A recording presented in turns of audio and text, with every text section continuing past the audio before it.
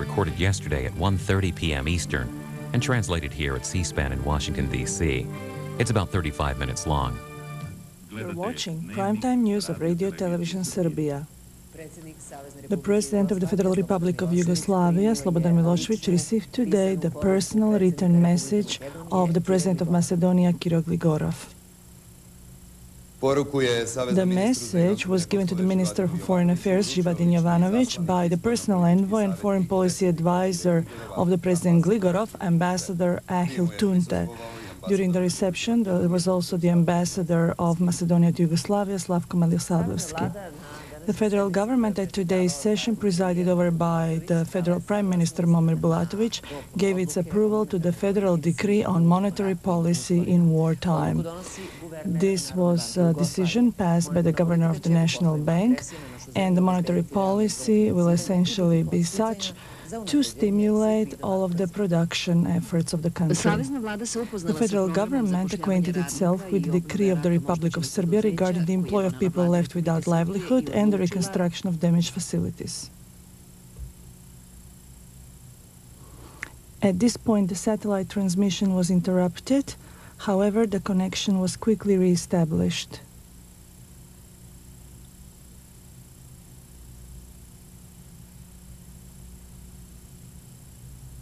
The news program continued after about a minute of real time.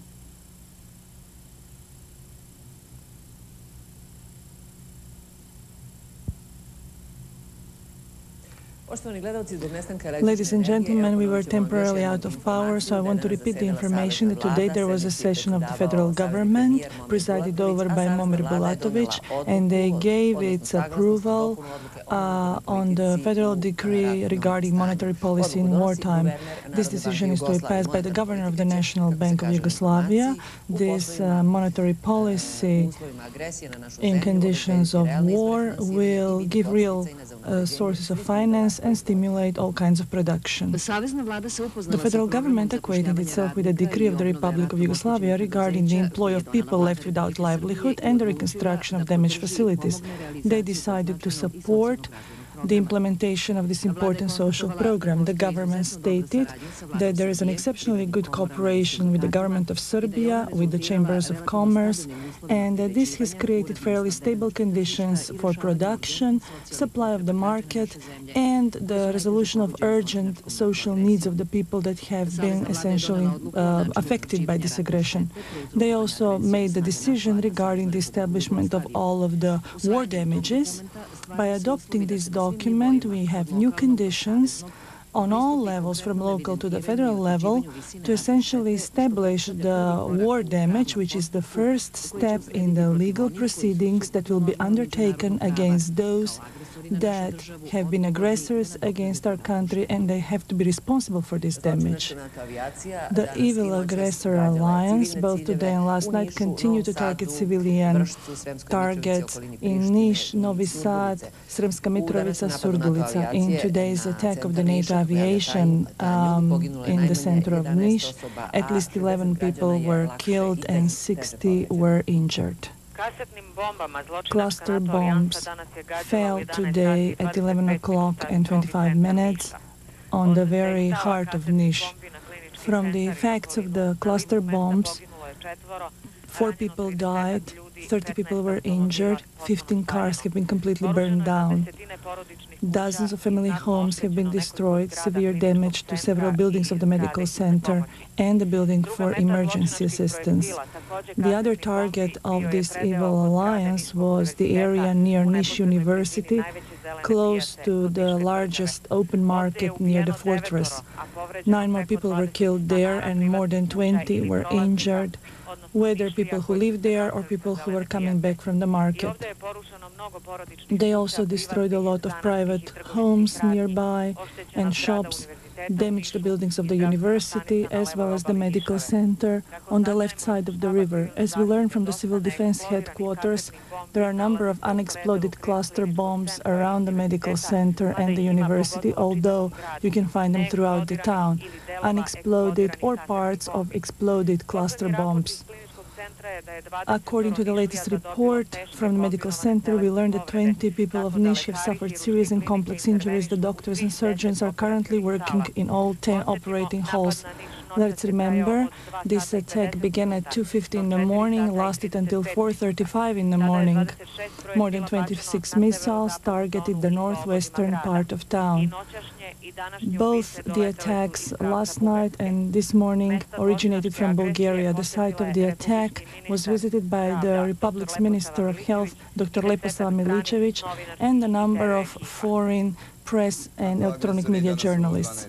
NATO aggressors today around 12:20 attacked the area of Čačak. 4 missiles targeted the area of Ovčar mountain, causing a small forest fire.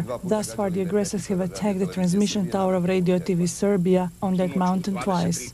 Last night, around 11:20, near the village of Vatin, only about 1 kilometer from Romania, the railroad bridge was destroyed, used by the international train Belgrade-Temișvar-Bucurest that goes on towards the east. The missiles hit the base of the bridge, destroying the metal construction and part of the railroad tracks. The strong explosion and the shrapnel of the bombs also damaged some of the houses in the villages. The explosion also damaged part of the power lines along the Yugoslav-Romanian border, but no human casualties are recorded. The material damage is severe in the village of Vatin. 20 townhouses have been damaged, and you can see this from the video records that we made yesterday and today. Unable to inflict damage to our military forces, the fascist alliance attacked last night several civilian targets in Kosovo. Around midnight, several missiles hit the airport Slatina, which has been target of these murderers for weeks. Our anti-aircraft units responded decisively, forcing the aggressor planes to flee this part of Kosovo. Half an hour later, 2 missiles fell to the monastery of Dečani, a priceless part of the world cultural heritage. This monastery is already damaged in previous attacks of these barbarians who do not respect the fact that Dečani monastery is protected by UNESCO. At 1 a.m., aggressor planes bombed villages around Podujevo that are inhabited chiefly by Albanians. The inhabitants of these villages had recently returned because they had earlier fled from this so-called tomahawk democracy of the West. Around 7 o'clock this morning, there were 3 strong explosions in a village close to Pristina along the highway to Niš. The aggressors had already attacked that site the day before with the prohibited cluster bombs. As we learned, there have been no human casualties in these attacks. The president of the Interim Executive Council of Kosovo, Zoran Anđelković, and members of the council visited the Gora county near Prizren and met local officials in this border area. They concluded that the borders in this part of our country are stable and that the morale of the army, police and the civilians is very high. It was noted that special measures have been undertaken to supply the population with their basic daily needs. Anti-aircraft units of Yugoslavia downed yesterday another unmanned plane from NATO. The incident occurred between Bujanovac and Preševo, the headquarters of the French NATO forces stationed in Macedonia, specifically in Kumanovo, confirmed the downing of this plane near the village of Pčinja. The unmanned plane was intended for surveillance missions. This is the border zone between Serbia, Montenegro and Albania. Elevation over 6,000 feet. Snow, cold mountain winds. Spring always comes late to this area. However, the border units of Podgorica Corps, commanded by Officer Dragoljub Dakic, monitor these areas night and day, preventing the Albanian terrorists from entering on our territory. These are very experienced, well-equipped and well-armed border guards, and they are very secure guard against all terrorists, as we were told by Officer Veselin Medojevic. Last week, our boys captured 13 hardened Albanian terrorists who, having fled our forces in Kosovo, tried to cross from this area into Albania. A day before our visit, the border units prevented another 5-strong gang of the so-called KLA from crossing into Albania. This time, 2 of the terrorists were killed and 3 were captured. We are in a geographic area that over the past few years has been used by the so-called KLA army as well as by the Albanian army itself, was used for illegal transfer of arms and equipment from Albania onto the territory of Kosovo. To tell you, this happened especially after the chaotic looting of arms facilities in Albania. And over the past few years, we were successfully preventing all of these kinds of transfers from the territory of Albania into Kosovo. Along this border, the border guards are patrolling day and night, waiting in secrecy, functioning as one. They're impeccably connected, and they also have the help of specially trained dogs. Now we're going towards Plava and Gusela, another checkpoint near the Grmča River. Across the road, you can see the Albanian checkpoint Bashkimi, surrounded by 30 deserted bunkers. And right next to it, there are a lot of people in that other town or village. Even here, the border guards, both at day and night, protect the area as a holy ground. They're synchronized, well-equipped, and they monitor what's happening across in Albania. As we learned, for a year, we haven't had a border incident, nor an attempt of illegal entry. Bojan Timić from Jagodina, Darko Čokonjić from Majdanpek, Ivan Jovanović from Niš, Srdjan Krstović from Kladova, Slaviša Jovanović from Smederevska Palanka, and Vladan Kostić from Kruševac. These are soldiers who are determined to protect and keep our border. In moments of rest, their mission finds additional support in the sounds of the ancient instrument gusla, played by their colleague Novak Drobnjak.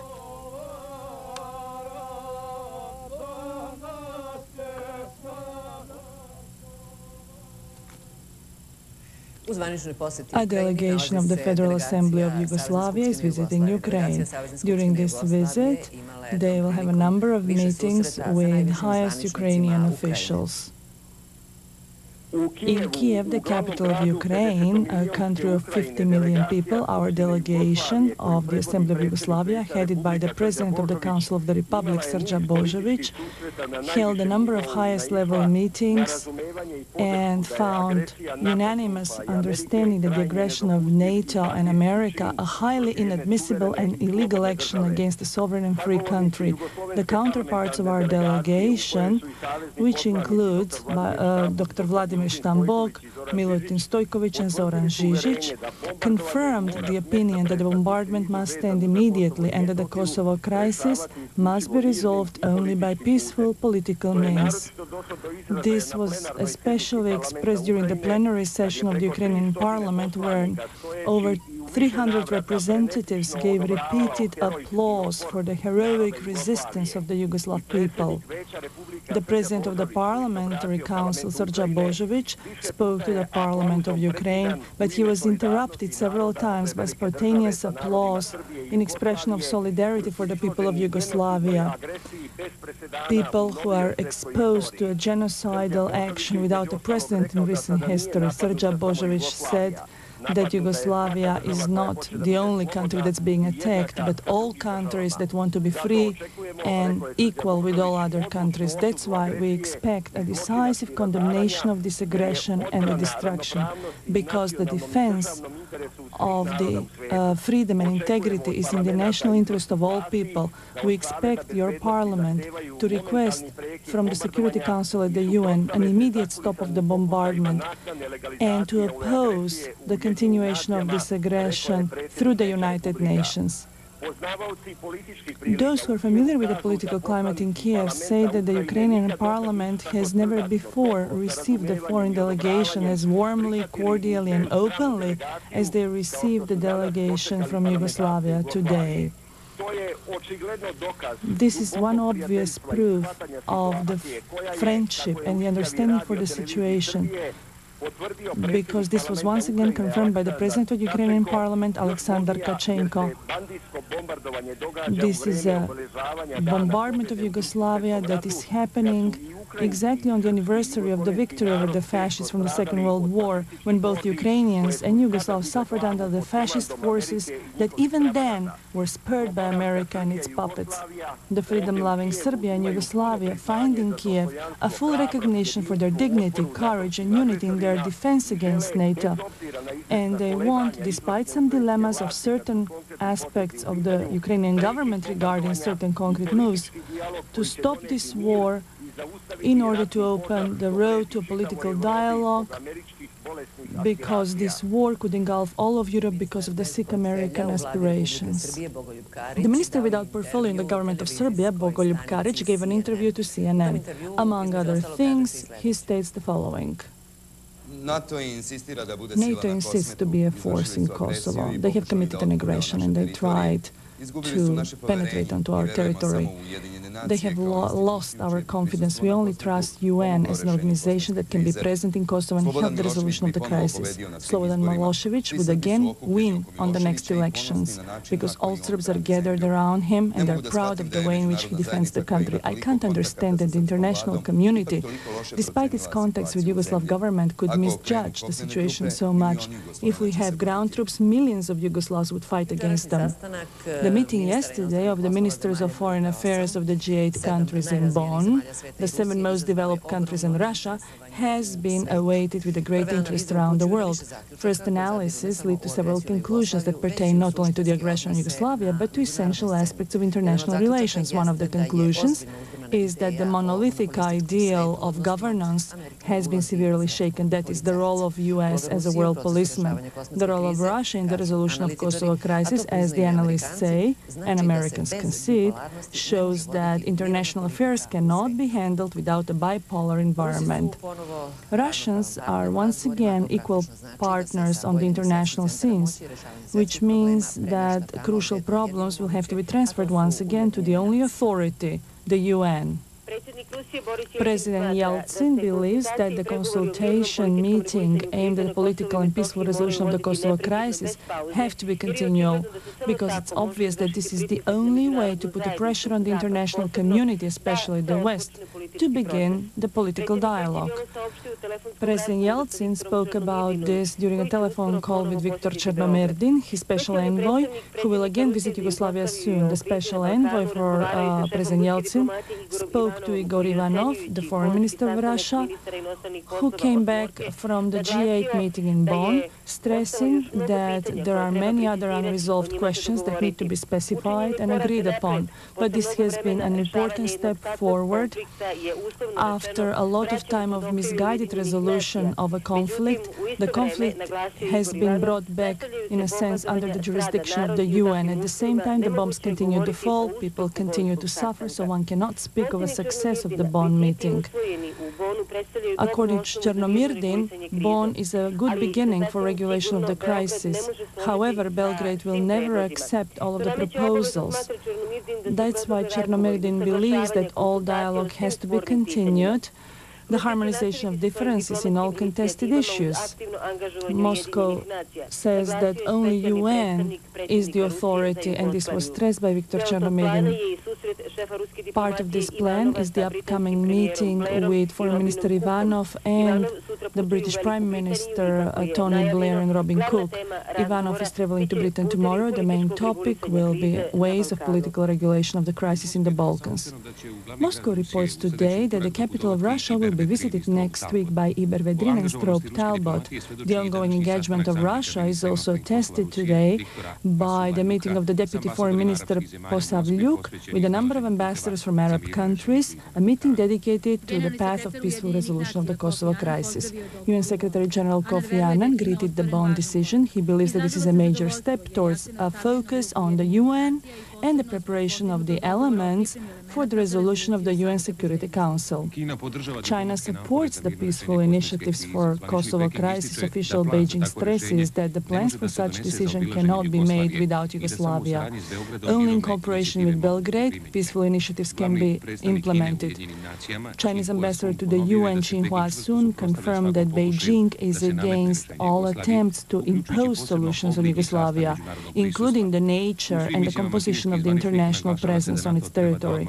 In all of his statements, he reiterates that the only solution is a peaceful one and political one for Kosovo. This was confirmed by the command of the Chinese army, who warned today that the bombing should end immediately, opening the road for a political resolution. The chief of the general staff of the Chinese army stressed that China is opposed to all forms of hegemony and politics of power. He added that all peace-loving countries are very worried because of the continued aggression on Yugoslavia. NATO Secretary General Solana stated that the ultimate goal of NATO is a permanent peace in the Balkans. He greeted the mission of Viktor Chernomyrdin, stressing that NATO is still the strategy for a solution for the Serbian problem.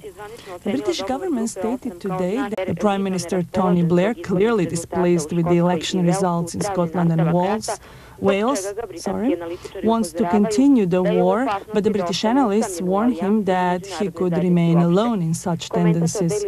The Daily Telegraph stresses today that majority of British people do not trust their military leaders nor NATO's victory, and that yesterday's meeting of G8 countries confirms that position. The editorial notes regarding the alliance leadership that the ethical position of Clinton is compromised, while Madeleine Albright is impulsive and associated with earlier political fiascos in the Balkans. In the same editorial, they add that NATO should dismiss its command officer Wesley Clark for his military mistakes. Greek Prime Minister Simitis says that the Bonn meeting is a positive step towards peace. The Greek Prime Minister reiterated Athens' position that the only solution is political and that there should be no border changes in the Balkans. The Greek head of diplomacy, Yorgos Papandreou, noted that after Bonn, there is greater chance for peace in the Balkans. The declaration of the G8 countries was greeted today unanimously at the Bundestag as a crucial step towards the politics of peace. The Party of Democratic Socialism demanded openly an end to the bombardment because, as stressed by the parliamentary leader Gregor Gysi, would give a greater chance to diplomacy. The German Foreign Minister Joschka Fischer appealed that the agreement on the political arrangement regarding Kosovo be implemented as soon as possible. The president of the Green Party asked for an immediate end of the bombing campaign. President of the Austrian Parliament, Hans Fischer, said that the Bonn meeting is an important step and the crisis in Kosovo will find a political solution. Fischer noted the growing conviction in the world that the bombardment is not a solution for Kosovo. The president of the Austrian Parliament repeated that the political solution has to involve United Nations. The president of the Hungarian Socialist Party, Laszlo Kovacs, esteemed the Bonn meeting as a turning point towards a political solution. The leader of this greatest opposition party in Hungary said that his people are increasingly worried by the engagement of their government in this aggression. Kovacs said that his party, unlike the government, doesn't want to bomber planes to fly from Hungarian airports in their deadly mission against Yugoslavia. Belgian government notes that the Bonn meeting is the first important step towards the peace in the region. Media write that President Milosevic strives for a political solution of the Kosovo crisis and for an equitable decision regarding the future of this South Serbian province. They also warn that the peace accord is impossible without an end of the bombardment. The Israeli paper Haaretz deems the NATO intervention a lynch committed by an international gang. The paper adds that the military action against Yugoslavia is not only unjust but unwise. NATO meddling only worsened the situation, causing tragedy both among Albanians and the Serbs. The irony is that Serbs, known for their tolerance for minorities, have been accused of mistreating Albanians, and Albanians are people who have indeed treating the Serbs incorrectly for decades. This tolerance towards minorities increased the separatist tendencies of the Albanians, as the paper adds, and it shows further the absurdity of the NATO aggression that serves to stimulate other separatist tendencies among minority groups. Alexandros Lukorezus, a respected Athenian lawyer, filed in The Hague a document requesting an indictment of the 19 NATO countries for their war crimes against Yugoslavia. In the 39 pages of this indictment, Lukurezos argues that the military and political leadership of NATO is responsible for 1. Killing of hundreds of innocent civilians and injuring scores more. 2. Use of toxic arms harmful for human health. 3. Destruction of Yugoslav infrastructure facilities. 4. Violation of the UN and NATO charters with regard to the respect for sovereignty and territorial integrity of countries. 5. The catastrophic damage over the past month and a half of bombardment of Serbian churches, monuments, and buildings that house educational institutions. The text, prepared by the legal office of Lukurezos from Athens, is also signed by 2 judges of the Supreme Court of Greece, Yorgos Arelis and Poriaros Malgaris, and 5 more Greek judges. This indictment, which would essentially bring NATO leaders to The Hague, is being signed these days by many other Greek citizens, according to today's press in Greece. This document is a very competent proof for war crimes by NATO, and it was signed by Mikis Theodorakis, a well-known composer who believes that the penalty has to reach everybody who has caused this tragedy. Western countries have more and more problems with the Albanian refugees from Kosovo, who have been divided essentially in 3 currents. Those who support Hashim Thaçi, essentially for military action as the only way of return. The current supporting Bujar Bukoshi, who says that they should go to Western Europe and then come back to Kosovo when necessary conditions are created. And finally, the current supporting Ibrahim Rugova, who insists on immediate return of all refugees and displaced people. As we learn from good sources, at the insistence of Bill Clinton, representatives of the Italian government have been putting a lot of pressure on Ibrahim Rugova to publicly condemn the policy of the President Milosevic. In addition, they also ask Rugova to tell the international community that all his international so far activities for peaceful resolution of Kosovo were under the pressure of the Serbian government. In return, the international community would guarantee to Rugova the present place of Hashim Thaçi. But Rugova has refused to denounce the policy of the President of Yugoslavia, Milosevic. This refusal has been explained by Rugova that after the signing of a peace agreement regarding Kosovo, he will have to work again with the Yugoslav government. As we learn, after the first response from Rugova, Clinton demanded stronger pressure on the Albanian leader in order to get that necessary statement that would have been ultimately the main moral support for continuation of the NATO actions. In the last few days, there is more and more desertion of the KLA troops, so-called, who under their NATO mentors are preparing themselves for an armed intervention into Kosovo. Because of the new situation, the Albanian police and government have been given a lot of jurisdiction. The aggression against Yugoslavia used to be explained as humanitarian intervention, but it has become a barbaric act. This is written in the commentary of the London Times today. Great Britain and Tony Blair, as Jenkins says, say that this aggression is not the Yugoslav people and the Serbs per se, but he also warns that this aggression is against the citizens and has become a barbaric act. The Prime Minister has obviously changed his opinion and left open hands to General Clark. NATO has attacked facilities that are obviously for civilian purposes, as well as cultural monuments not only of the Serbian people, but of our civilization as a whole. Among the most bizarre goals of NATO so far, he mentions the cigarette factory in Niš, that is essentially also an architectural monument. This behavior of NATO simply damages the ordinary people. He also talks about the damage to the cultural heritage of Serbia, especially the monastery Gračanica, that is candidate for protection by UNESCO. Close to Gračanica, monastery from the 14th century, so far there have been 15 missiles that fell close to it. The commentator Robert Novak asked also an open question through Washington Post: who is responsible for this aggression that is essentially increasing the opposition of all people around the world?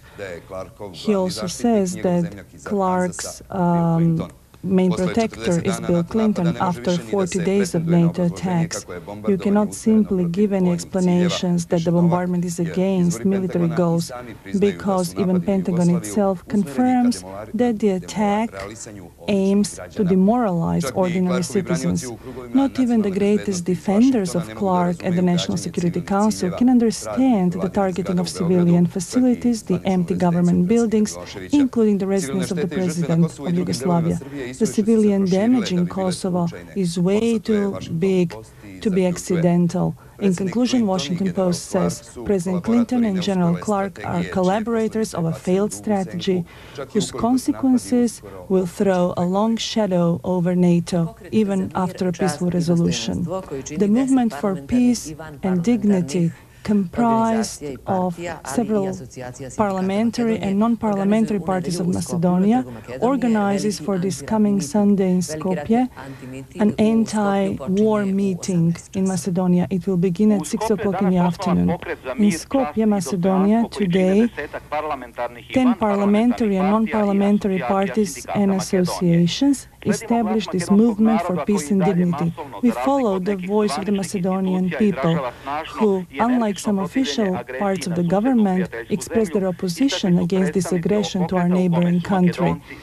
And here we have both Macedonians and Serbs and Vlachs and Romas in our movement. This is the voice of the Macedonian people, of its dignity.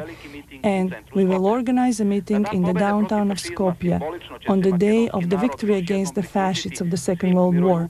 Thus, we will symbolically join all peace-loving people of the world who are against fascism and militarism in the Balkans, against the aggression on Yugoslavia, and against the suffering of innocent civilians. They have announced several declarations for that day. One, for peaceful resolution of the crisis in Kosovo; another, for an immediate end of the aggression against Yugoslavia, for withdrawal of the NATO troops from Macedonia, and for neutrality of Macedonia. Click onto our website at cspan.org, where you can watch an interview with Yugoslavian President Slobodan Milosevic. The interview was conducted by Ron Hatchett, who's a military analyst for Houston television.